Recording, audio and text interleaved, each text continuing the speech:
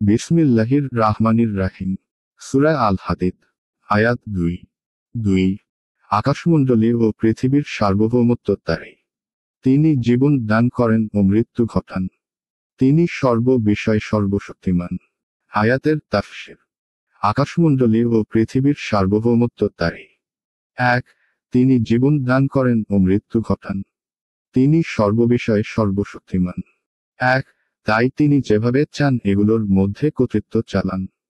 তিনি ব্যতীত এগুলোতে অন্য কারো নির্দেশ ও কর্তৃত্ব চলে না। অথবা অর্থ হল, বৃষ্টি, উদ্ভিদ ও রুজির সমস্ত ভাণ্ডার তারই মালিকানাধীন। আয়াত 3 তিনি আদি, তিনি অন্ত, তিনি ব্যক্ত, তিনি গুপ্ত এবং তিনি সর্ববিষয়ে সম্যক অবহিত। আয়াতের তাফসীর। তিনি আদি, অন্ত, ব্যক্ত ও গুপ্ত, এক, এবং তিনি সর্ববিষয়ে সম্যক অবহিত। 1 তিনি আদি বা প্রথম। তার পূর্বে কিছু ছিল না। তিনি অন্ত বা সর্বশেষ। তারপর কিছু থাকবে না। তিনি ব্যক্ত বা প্রকাশমান। অর্থাৎ তিনি সবার উপর জয়ী, তার উপর কেউ জয়ী নয়। তিনি গুপ্ত বা অপ্রকাশমান। অর্থাৎ যাবতীয় গোপন খবর একমাত্র তিনিই জানেন। অথবা তিনি মানুষের দৃষ্টি ও জ্ঞানের অন্তরালে।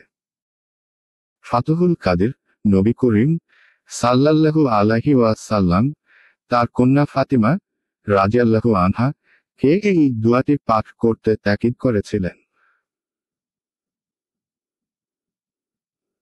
অর্থাৎ, হে আল্লাহ, হে আকাশ মণ্ডলী, পৃথিবী ও মহা আরশের অধিপতি, হে আমাদের ও সকল বস্তুর প্রতিপালক, হে শস্যবীজ ও আটির অঙ্কুরোদয়কারী, হে তাওরাত, ইনজিল ও ফুরকানের অবতারণকারী, আমি তোমার নিকট প্রত্যেক অনিষ্টকারীর অনিষ্ট থেকে আশ্রয় প্রার্থনা করছি যার ললাটের কেশগুচ্ছ তুমি ধারণ করে আছো।